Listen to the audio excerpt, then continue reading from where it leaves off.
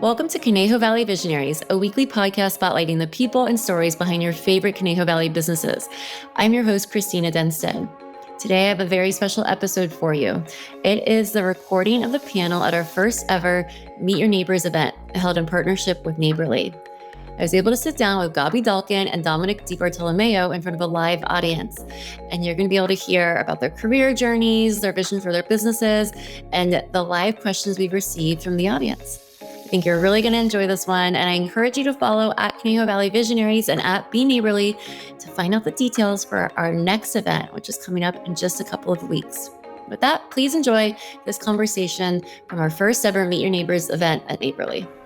If you enjoy this episode and find value in the podcast, please leave us a 5-star review and rating. This helps more people find the podcast, and therefore each story can reach more folks in the Conejo Valley. Hi, welcome. Thank you all for being at the very first of hopefully many Meet Your Neighbors events here at Neighborly. I'm your host, Cristina Dennstedt. I also host the podcast Conejo Valley Visionaries, and that's your local resource for hearing the stories about your favorite local businesses. And I am beyond thrilled to have been able to partner with Neighborly, where we are right now, the curated marketplace kitchen where you can find something for everybody, because both myself and Neighborly believe in creating spaces that allow neighbors to connect, and that's really what this event series is about, is really being able to connect within the Conejo Valley community and meeting your neighbors. So thank you all for being here and being a part of it and making it a successful first event. Before we get into the main event, I did want to give a special shout out to a couple of folks who helped bring this thing to life. Firstly, thank you to Andrea DeSantis, who is my go-to videographer, photographer. He's also recording the podcast and filming it so that for those who were not able to be at this very intimate event, they can hear the panel live in an upcoming episode of Conejo Valley Visionaries.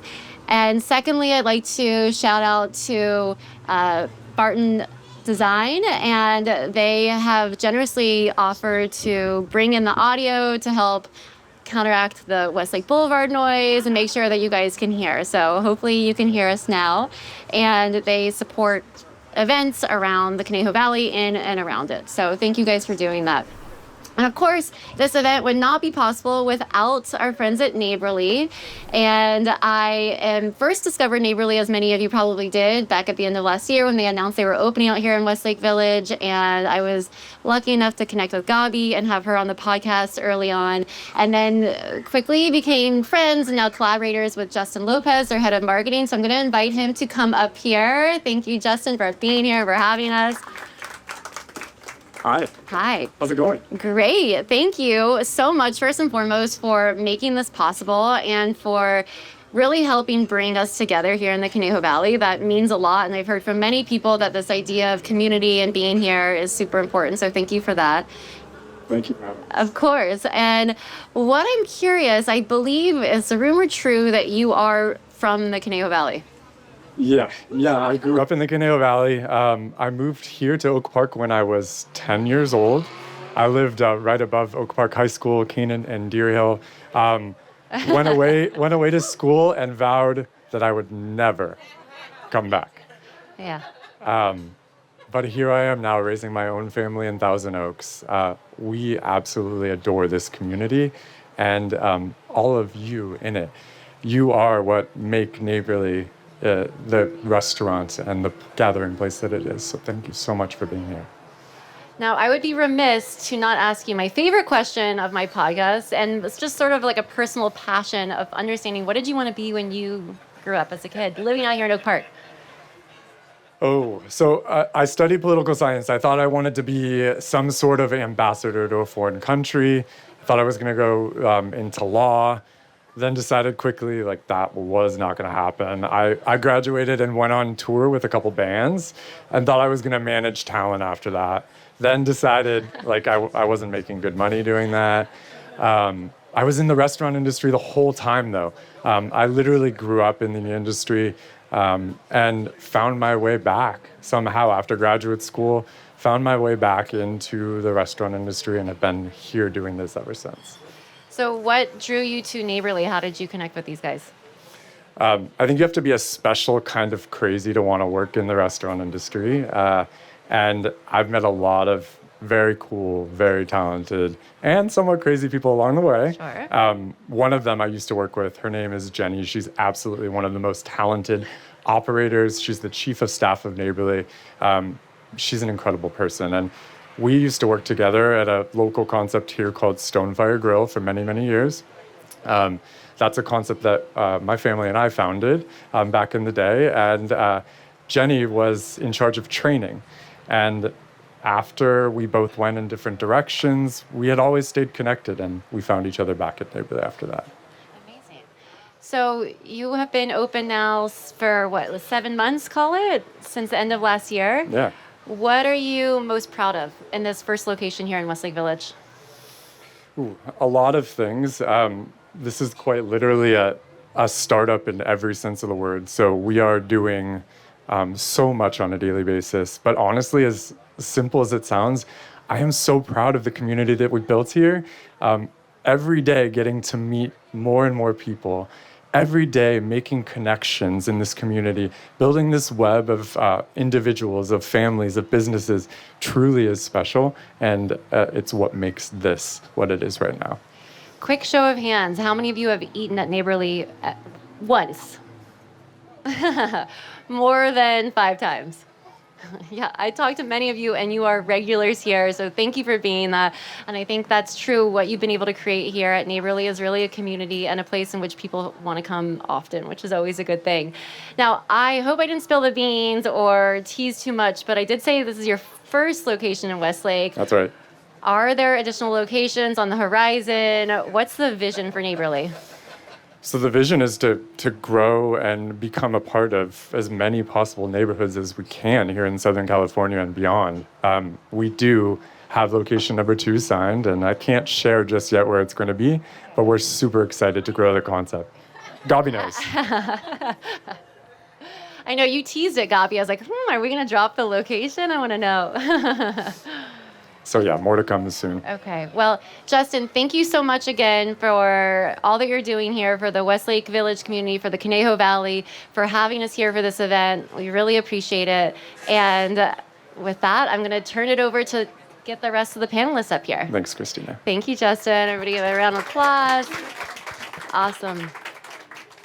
Okay, so I would love your help welcoming our 2 panelists up for the Q&A. First up, I'd love to introduce Gaby Dalkin. I'm sure most of you know Gaby from What's Gaby Cooking, from her website, from her social media channels, in which she shares delicious, approachable, California-inspired recipes. And Formula One gossip. I know. She asked me if I knew anything about Formula One, and I said absolutely not. These girls did. We're good. I will We're good. listen. The itch has been scratched.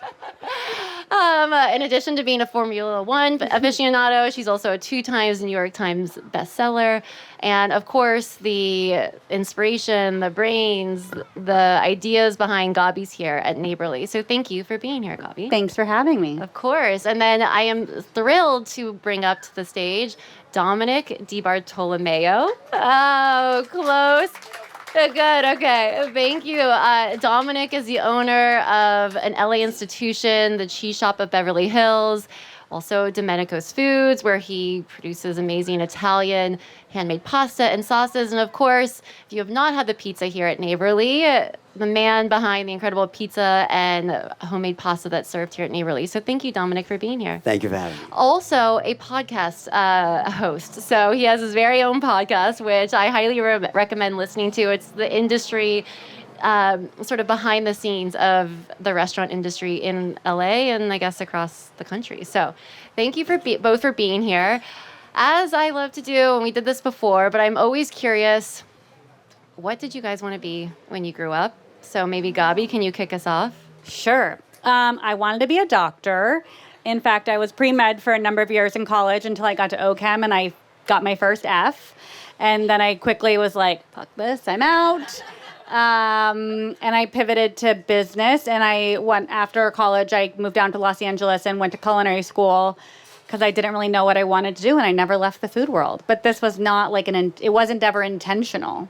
And my favorite tidbit about you or fun fact is that you went to culinary school in Westlake. I did. I mean, it is now closed, RIP, but I did come here every week for 12 months. So did you have enough pull to like have your first restaurant concept open in Westlake to be a full first circle? No, it had nothing to do with that. Okay. But I love Westlake. My best friend lives right down the road too, so we're here all the time. Awesome. Okay, what about you, Dominick?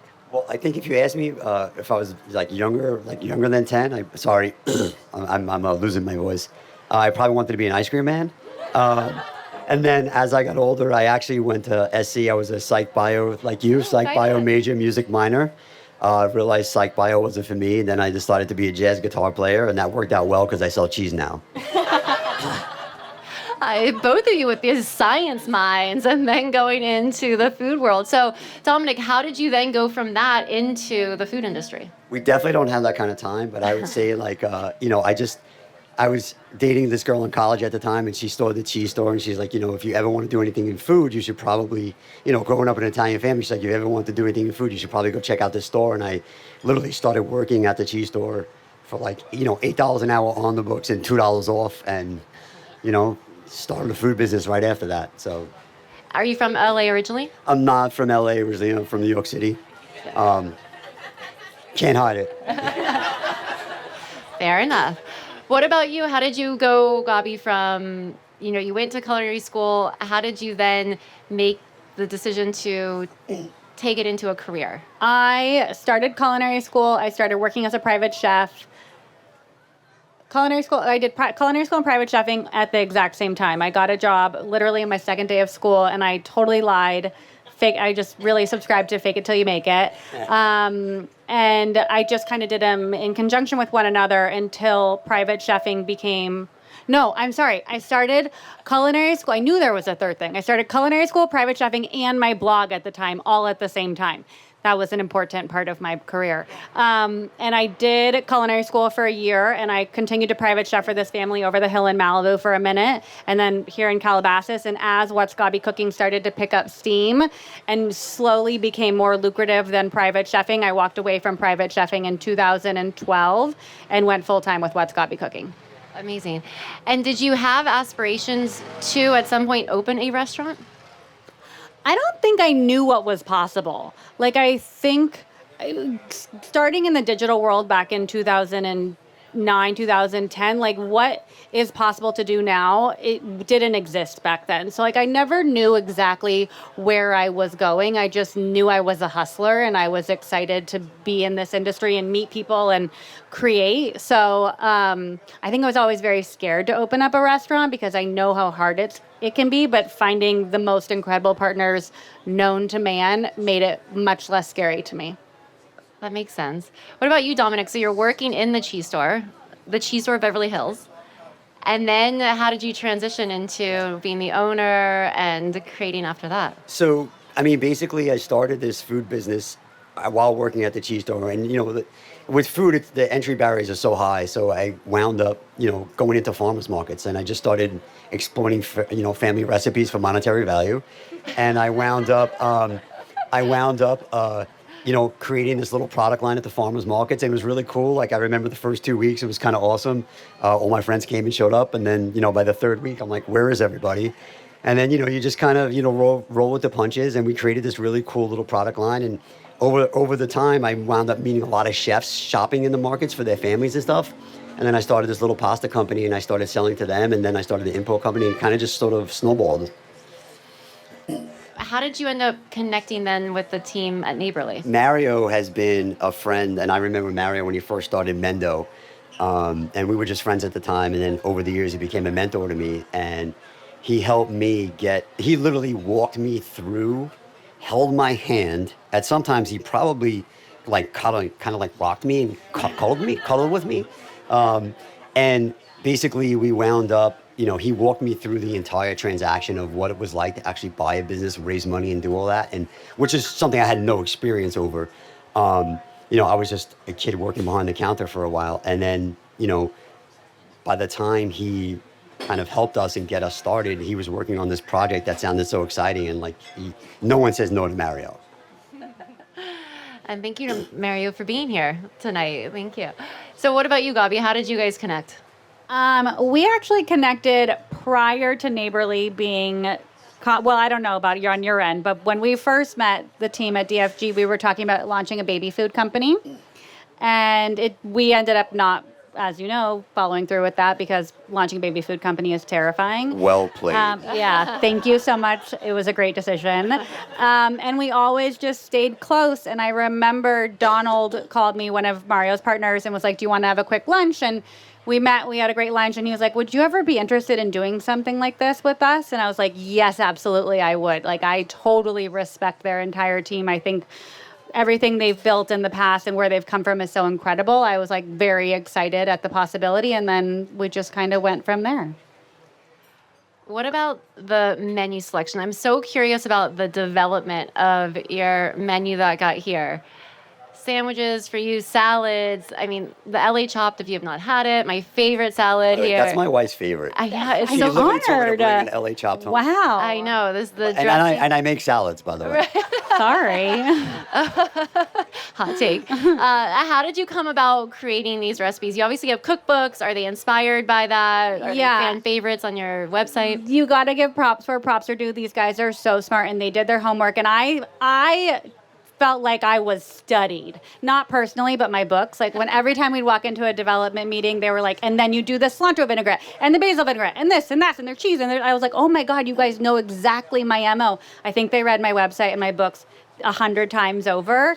So I think they did a lot of research. I put a lot of ideas on paper, and then it was very collaborative from there. And, what's really cool, especially with Mario, is he's had a business that, he knows what's going to sell. Like he's so versed in that. So I would throw out an idea and he'd be like, that's amazing. Or here's why we need to tweak it this way. It was very cool to have someone who was a veteran in the industry. Last time I asked you this question, what's your favorite menu item? It was, what did I say? The sandwich named after your husband. Oh, okay. Well, so has that changed? Yeah. 'Cause I knew you were a little bit salty about that. Well, listen, we can't tell Thomas this. He still doesn't know. I don't show him the sales reports. My current favorite, and someone over there just gave me the hottest tip, is the Caesar salad wrap, and they asked for it pressed on both sides, which is psychotic that I haven't thought of that. But apparently it's at a different line back in the kitchen, so I don't know if I'm really messing with the back of the house sharing this with you, but we're gonna try it when we're done with this.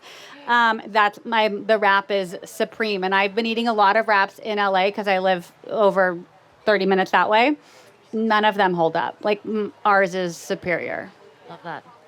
Okay, what about your recipe development process or menu design? It happened pretty much overnight. Okay. What I love was the process, and Mario and his team really took a lot of attention and detail into sort of our feedback. I mean, it's not just pizza, right? Like it's first of all, it's a product that we've never made before. It's a product that's been heavily engineered over several months, probably over a year. And everything from the dough formation to the ingredients, like he really nailed it down. And they actually care too, right? And they take feedback and they give you iterations, and it's a constant learning. And even now, like even though we've been open since December, like we're still tweaking, we're still going. So like for me, the process was pretty enjoyable. And it's also fun to see how a product, when you start it and then what it actually evolves into. So it was a really amazing process. Was it sauce to cheese to dough ratio is superb. I was gonna say, and the pepperonis, really good. It was all me, not Mario, not Donald.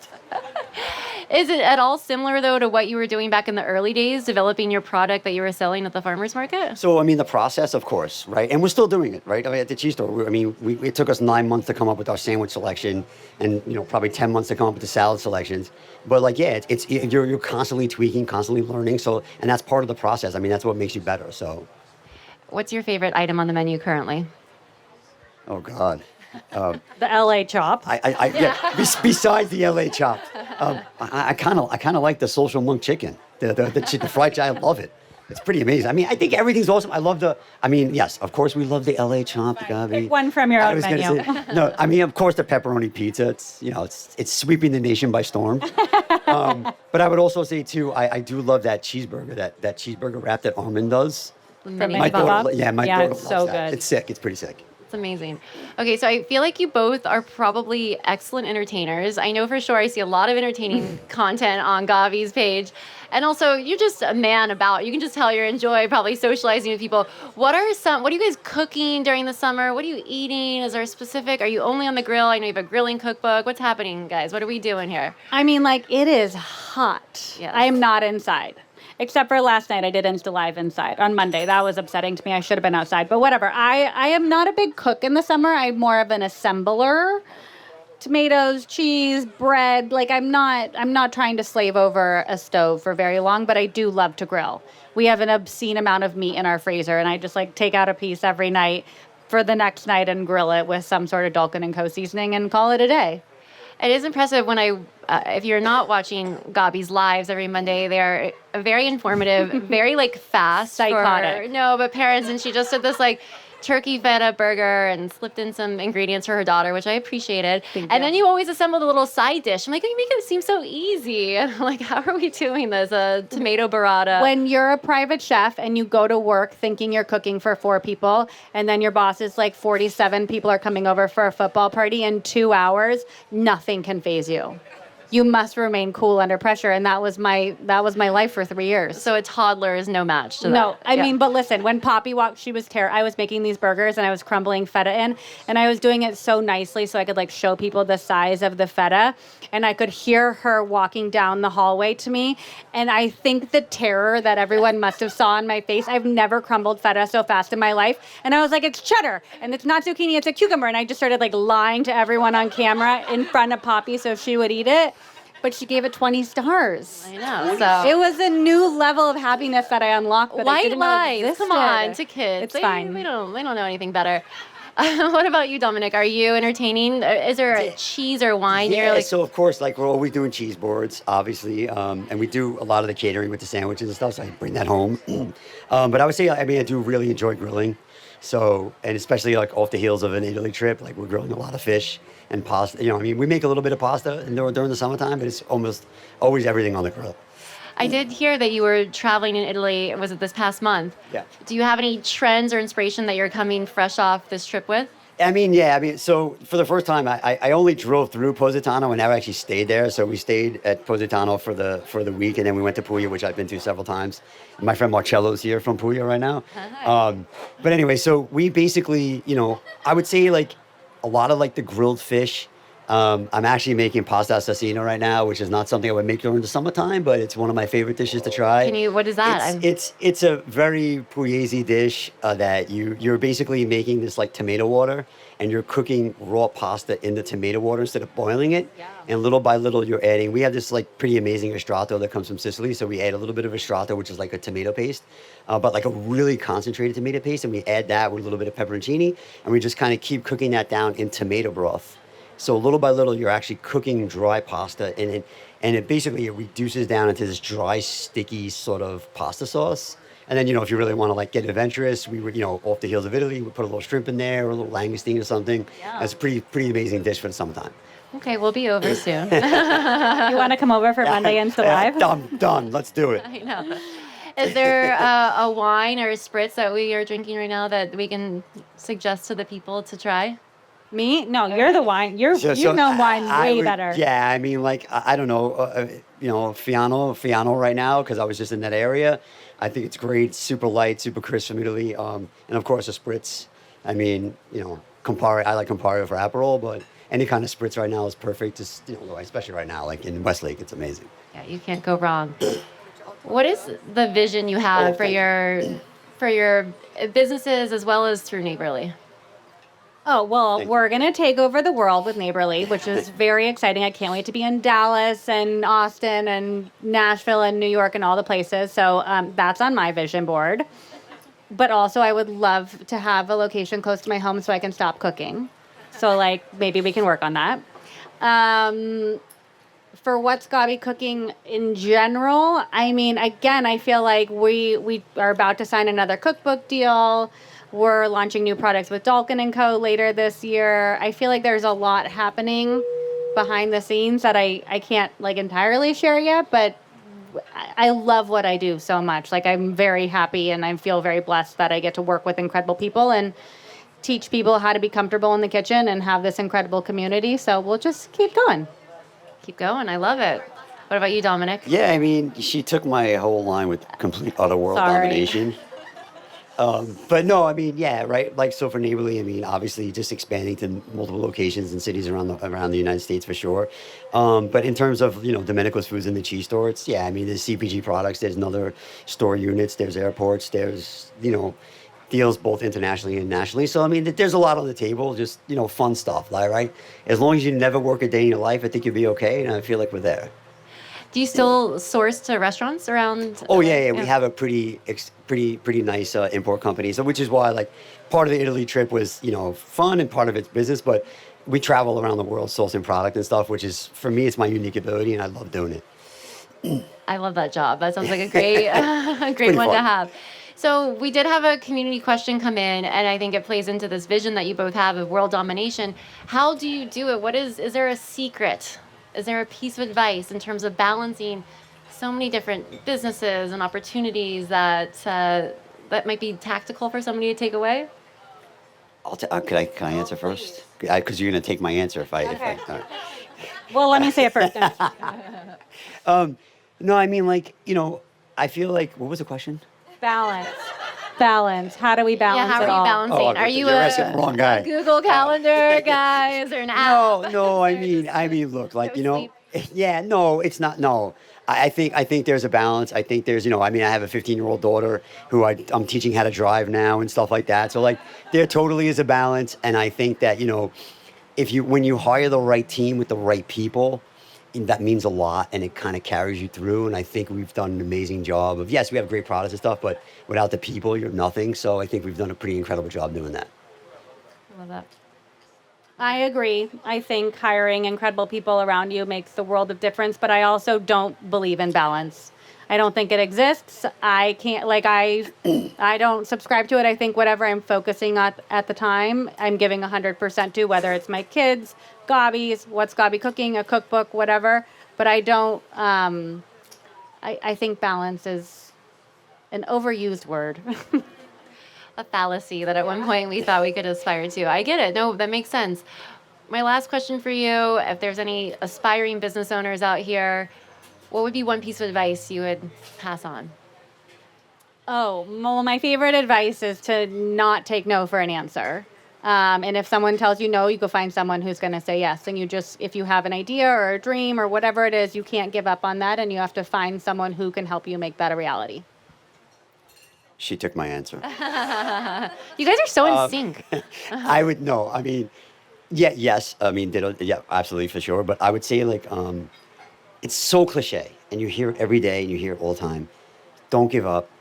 Have a mentor. Have someone you look up to, and you have to just keep going because most people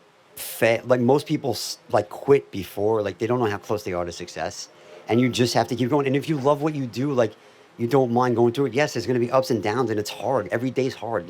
You talk to my wife, I don't know, 9:30, I'm on the top of the world. By 10 o'clock, I'm in the dumps. It is what it is. But you just keep going. You have to keep going. I think perseverance is probably the biggest thing you can have. And it's very cliche, but it's very true. I love it. Follow-up question, maybe from a personal perspective. Was there a tipping point in which you kept going and then it felt easier? No. Okay. If you're working on the right things, it should always be a challenge. Okay. I had 2 kids. I don't remember anything. So no, my brain doesn't function at full capacity. So let's see. Does anybody have questions for our panelists? Sanaz, you have to come over and do the mic, though. Be quick. Oh, you really? Yeah, we can hear you. We can hear you. Yeah. I want to know what kind of fish you're grilling. 'Cause I'm all into grilling right now. Okay. My So, dear husband got us a grill. wow, good job. What kind of grill did you get? I don't know. Gas. All right, great. That's We it. go charcoal. Okay, I like that. I like And we that. have a pizza oven. Oh, big shot. Oh, he's doing all right. Yeah. I'm a professional. Okay. I'm a Grilling I- fish. I'm Fish fall apart. No, I'm super simple. I do have one of the cages that the fish go around. I'm super simple though. Like you just kind of split it down the middle, clean it out, stuff it with some herbs. It's just kind of depends. I'm a big obviously bronzino guy, but I do like shellfish too. So we'll do if you can get fresh. I mean, langoustines are hard to get, but if you can get langoustine, it's great. I have a connection. Italy has them. Yeah, I have a connection for you if you need them.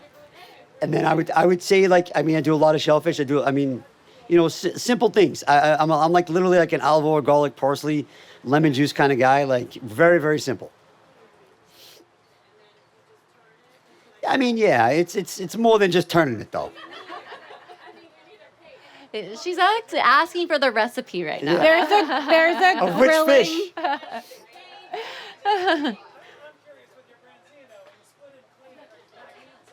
Yeah, you pack it inside. Yeah, pack it inside and just put it in the cage and just flip it. It's super simple. If you want to go simple, if you want to go on the grill, it's like a little bit of olive oil. Make sure the grill's treated. Yeah. There you go.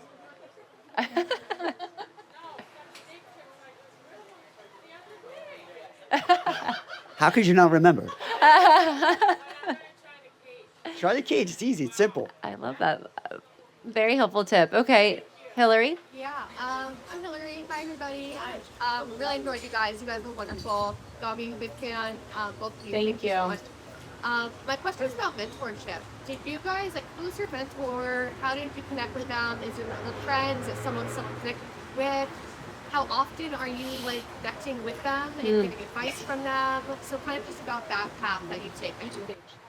I've had a couple mentors in my life. I mean, I just think I collect them. I never have had anything religiously set up. My number one mentor, she's the CEO at Crate and Barrel. She used to be the president of Williams-Sonoma, and we just had a very friendly relationship. And when she left Sonoma to go to Crate, I wasn't working with them at the time, and we would just chat, once every quarter. She would give me advice, and it was never a formal relationship, but it kind of turned into that. And I would highly recommend finding it's such a gift. I've got someone in Beverly Hills who's actually a diehard fan of you. I just think you collect as many as you can and connect with them, once or twice a year to pick their brains. Am I up? Yeah, so I would say, first of all, my mentor is somewhere around here wearing a funny hat. No, but I think what's important is you shouldn't be afraid to ask for help. And for me, you find someone that you kind of click with and you see someone I look around the room, who's more successful than me, who's doing what I want to do, who's making it happen, and just befriend them. And little by little, you start to speak with them over time, because what you don't realize, and what I didn't realize, especially when I asked a lot of Mario as I was doing my deal and making things happen, that's their biggest reward. It's not money for them. It's so when if they can see someone that they can sort of mentor and bring up, that's rewarding for them. And then little by little, as you sort of understand your plan, just never be afraid to ask for help. Help is free. If you want money, ask for advice. If you want advice, ask for money. That's my advice. Great. That's helpful. Thank you. Thank you, guys.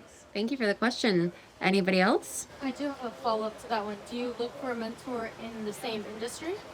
Or No, I think my answer is yes. I think, and sometimes it's better to have a different perspective on something.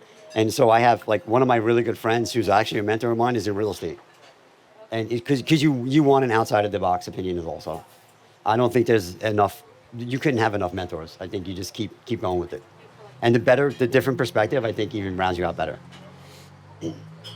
I know mentorship seems scary. It's hard to think about how to ask somebody or how to start it. I think I think he nailed it. I think you have to be friends first, or friendly, because you're asking a lot of time and energy and opinions. I think you have to ease into it.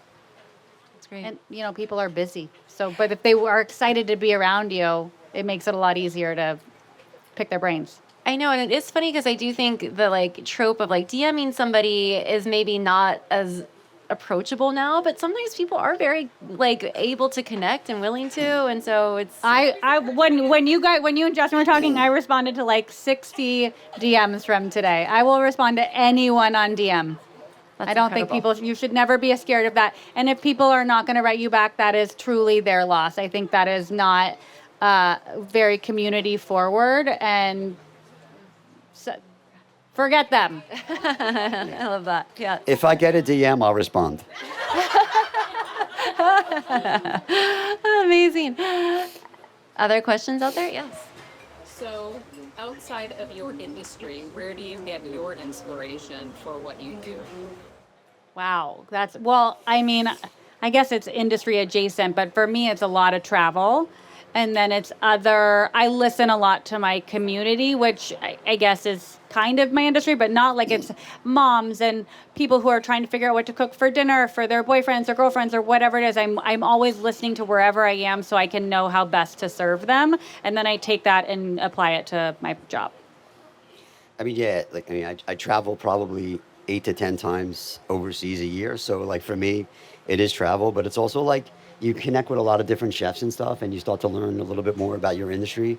And then also too, like, a lot of customers that come in the store, I mean, they're very well traveled. And a lot of our customers, well, it used to be a lot of our customers are older. Now they're younger, which is awesome. But like, still, like you kind of learn through experience. So a lot of customers that come in, you just try and learn as much as you can from them. I sort of draw a lot from them. And anyone, I don't know, I mean, like anyone that's kind of like a little bit older than you, who has a little bit more like, who's been around a little bit more, who has like a little bit more to offer, I feel like that's like a good place to start, especially with chefs. I have a follow-up question to that. Do you still work out of the store? Okay, I had an apron on, I don't know, 4 hours ago. That's incredible, because I do think that those are two things, Gaby's in her DMs, you're in the store. I mean, that like real community response is Yeah, but probably... DMs are where it's at. But you know what? Like, you're getting that real interaction. That's The apron's also the overrated. purpose of this too, like bringing people together. Here's the deal with the DMs and actually building a community, being just a content creator.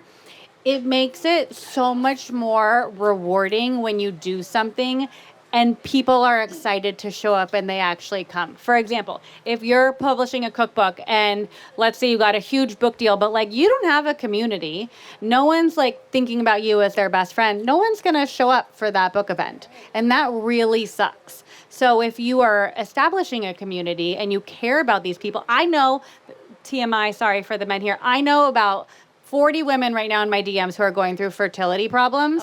And I know I have sent them all to my doctor. Like, I am so close with these girls. And I think being able to share that with these people is so incredible. And it benefits everyone. I love that. And I think, kudos to the team here at Neighborly, because I remember at the beginning, especially, and I've heard even stories as of late, where you come here and you feel that kind of connection that is deeper than just like a transactional interaction. I think that applies to any business. Is like, how do you actually build a relationship with somebody versus just having a transaction? And that's the way that it's a lasting thing. Yeah. So I love to hear that you both are sort of like in it and like really taking that in. So it's awesome.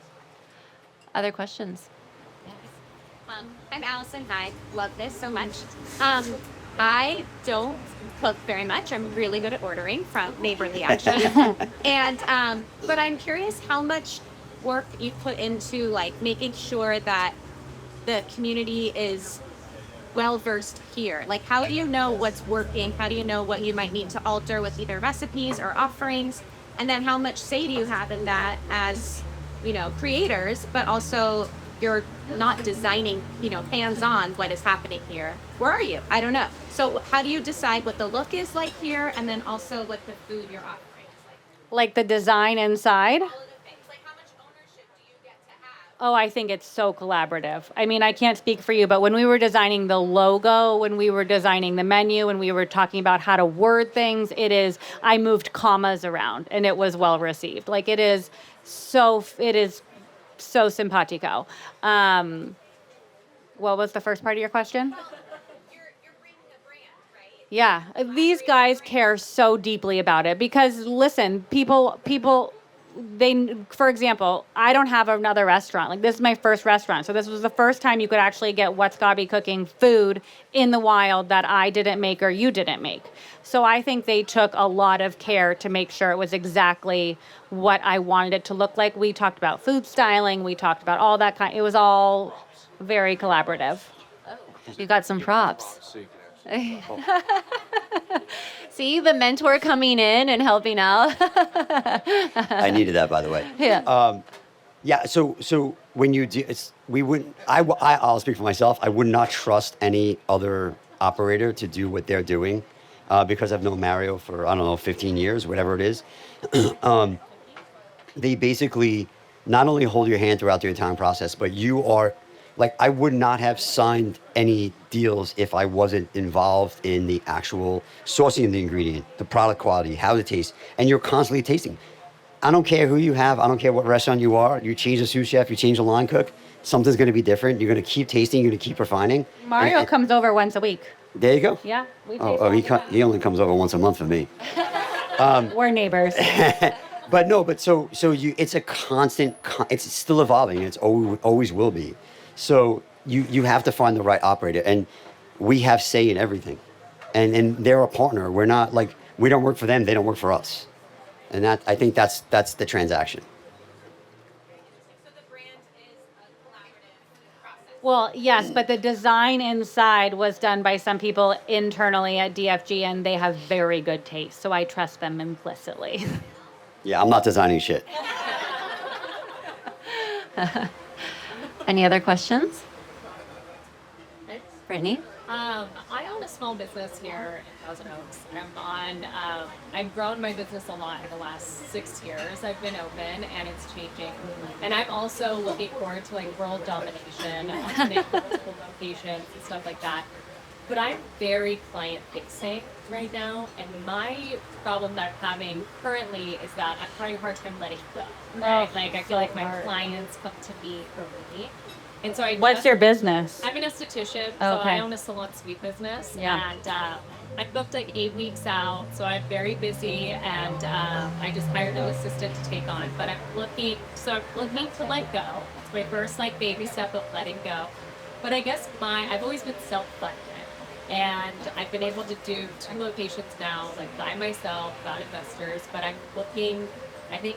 How did you guys decide going from maybe self-funded, like when you were working in the restaurant especially, client-facing, seeing these people every day, to like taking that next step of going bigger for yourself and stepping away to do, finding time to do other things for yourself, maybe investors, like what was that step like? Hardest step you'll ever take. It's baby steps, right? Crawl, walk, run.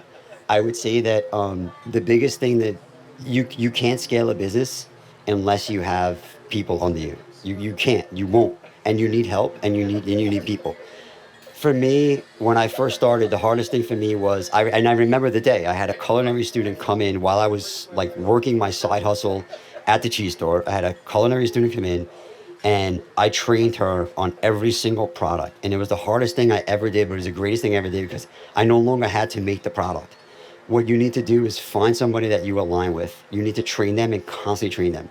You don't train the 10 people under you. You train the number 1 with you, who then trains those people. And like, you won't scale a business if you're the only person. You only have so many hours in a day. You'll never scale your business. And to take on money, that was a whole nother like. I contributed every asset I had into a business that I built into this big raise. And for me, like, that was the hardest thing I ever did. But if you want to think big and be bigger, you have to do these. This is what you have to go through. Taking money on is one thing. Raising money sucks. I don't care. Anyone that tells you that raising money is fun, they're fucking lying. It sucks. It's the worst thing you could possibly do. But I will tell you, it's also one of the most rewarding things you do. I'd rather have a small slice of a massive pie than a big slice of a super small pie. And that's what you're working towards. Amazing. Thank you.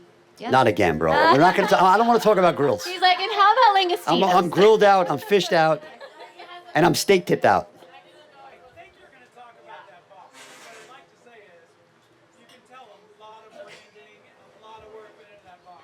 So, The way you pack in the small salad. yeah. All right. I will agree with you. The containers are very efficient. Right. Full transparency. You come to the cheese store. You come to our private room that we don't advertise. You will see this box on the wall. I am massively proud of what was designed here because this is not something that I would have created. I mean, I take full credit for it, of course, but this is not something that I would have ever come up with from not only the branding, but like, I don't know. I mean, thank you. So like, like cheesemongering since 1967. Like we're in trademark right now with that. Like these are things I would have never thought about that were presented to us that I would have never thought of on my own if it wasn't for the Neighborly Group, right? Like so this to me is probably the sickest pizza box you'll ever see. And two things. The font on this is called rigatoni. You can't make this up. Swear to God. And the color is called Jazzberry Jam. None of this I knew when I bought the company. Not even my IP lawyer told me this. Now, though. Because my IP lawyer told us this.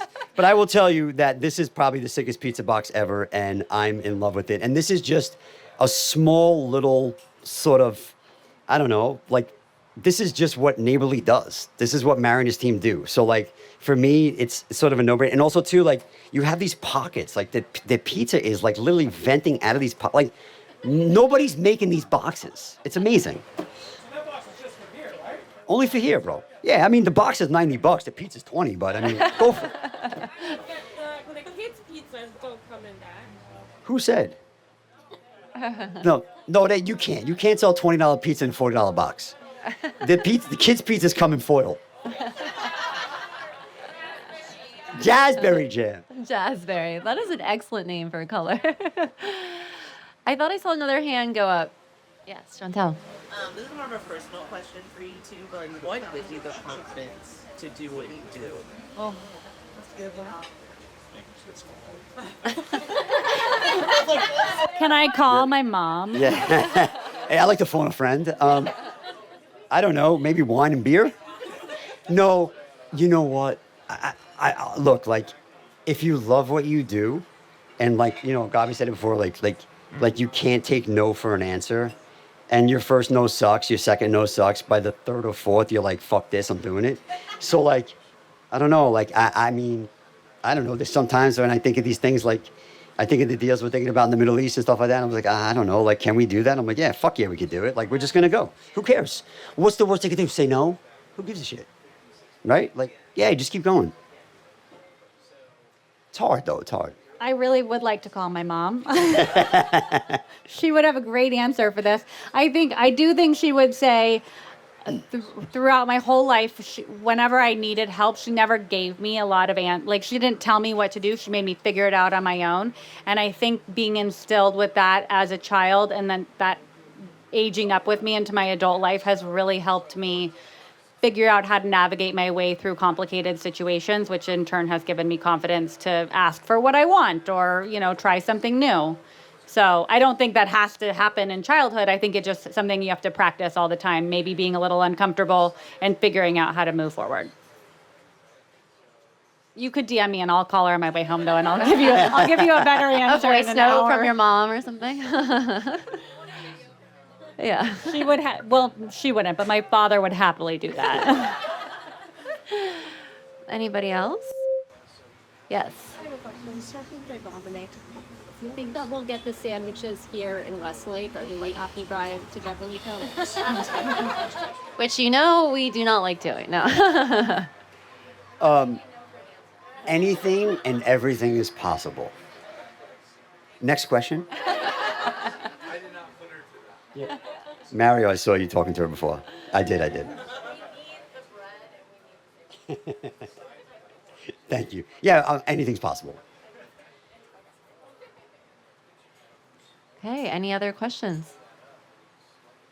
I actually have a question for you two, though, to the community here. Speaking of like getting feedback, do you have any questions for our locals in terms of what they're liking or desiring that might help shape world domination? I mean, we get sales reports, so we know what you're liking. But if there's something that's missing, we'll surely take that information.